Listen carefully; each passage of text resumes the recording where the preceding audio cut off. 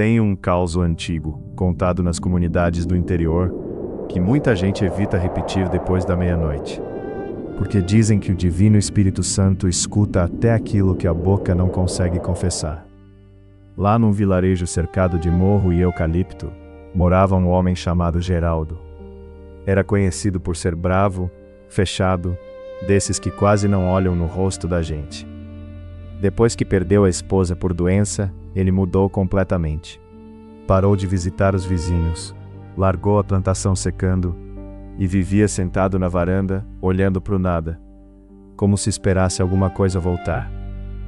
O povo dizia que a tristeza dele tinha virado doença.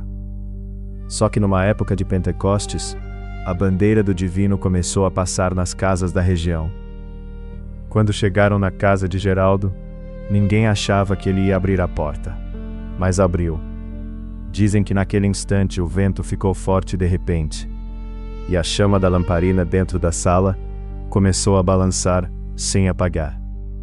A rezadeira da comunidade olhou para ele e falou baixinho: "Tem dor aí dentro que ainda está pedindo perdão." Aquilo desmontou o homem.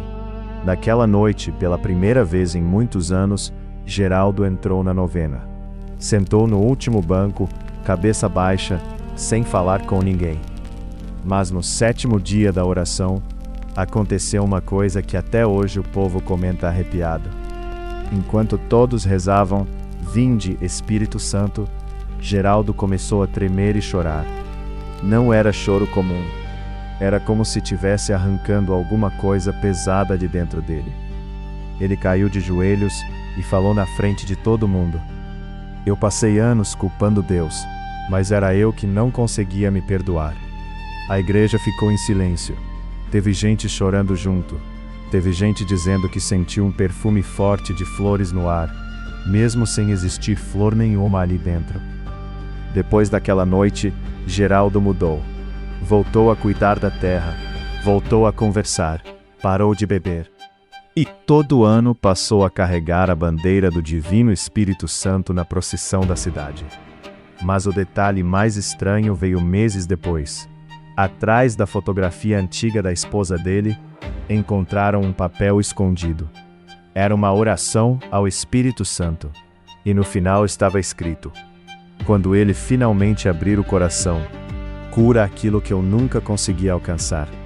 Ninguém soube explicar como aquele papel apareceu ali. E você, acredita que existem dores que só a fé consegue tocar?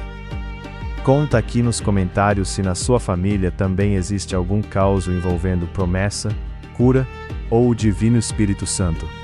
Curte, compartilha e segue a gente para mais histórias que atravessam gerações.